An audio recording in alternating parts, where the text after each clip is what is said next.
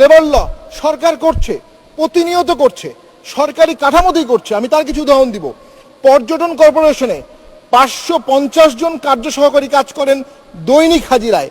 তারা কেউ আজকে 10 বছর, 15 বছর, 20 বছর চাকরি করেন। তারা শহরের মধ্যে হলে পায় 400 টাকা পার ডে, আর শহরের বাইরে হলে পায় 350 টাকা। তারা কোনো বোনাস পায় না, কোনো পেনশন পায় না, কোনো গ্র্যাচুইটি পায় না। রাষ্ট্র তাদেরকে শোষণ করে, রাষ্ট্রীয় কর্পোরেশন তাদেরকে দিয়ে কাজ করিয়ে নিচ্ছে। তাদেরকে রেগুলারাইজ করা প্রয়োজন, তাদেরকে মাস্টার রোল থেকে শুরু করে নিয়ে এসে তাদেরকে নিয়মিত করা প্রয়োজন। নকল নবিশ 18,000 বলে আসছি, তাদেরকে শোষণ করা হচ্ছে, তারা লিখে যাচ্ছে, তাদের চাকরি স্থায়ী হচ্ছে না। এই বিষয়টি দেখা উচিত।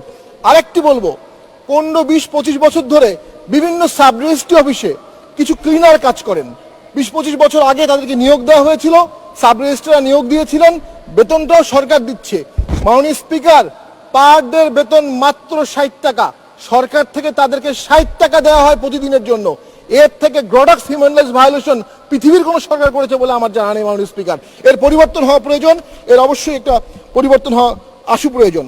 সার্কিট হাউসে যে বাবুর্চিরা কাজ করে, সারা পৃথিবীতে বাবুর্চিয়ান কুকরা হাই স্কিল জব হিসেবে পরিচিত। আমাদের এই বাবুর্চিরা জীবনের শেষ ভাগে 15,000, 18,000, 20,000 টাকা বেতন পেয়ে ব্লক পোস্ট হয়ে যায়, এবং 2016 সালের পরে তারা যদি কোনো সিলেকশন গ্রেড পায় না, তাদের আর কোনো প্রমোশন হয় না, তাদের কোনো ইনক্রিমেন্ট হয় না, তারা এক জায়গায় স্টাক হয়ে থাকে। এই বিষয়টি পরিবর্তন হয়ে প্রয়োজন।